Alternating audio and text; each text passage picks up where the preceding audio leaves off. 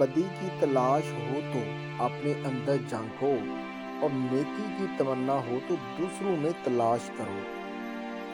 دعا کی سب سے بڑی خوبی یہ ہے کہ جہاں دعا مانگنے والا ہے وہیں دعا منظور کرنے والا ہے۔ اگر آپ بآواز بلند دعا مانگیں تو وہ دور سے سنتا ہے، اگر آپ دل میں دعا مانگیں تو وہ وہیں موجود ہوتا ہے۔ سب کا دوست کسی کا دوست نہیں۔ پریشانی انسان کو اس وقت ہوتی ہے جب وہ چاہتا کچھ اور ہے اور اسے ملتا کچھ اور ہے، اور جو اسے ملتا ہے اس کو پسند نہیں کرتا۔ آج کا انسان سکون کی تلاش میں آسمانوں کے دروازے کھولنے چلا گیا ہے، لیکن اس سے دل کا دروازہ ابھی تک کھلا نہیں۔ غم اور پریشانی دراصل انسانی فیصلہ اور اللہ کے حکم کے درمیان فرق کا نام ہے۔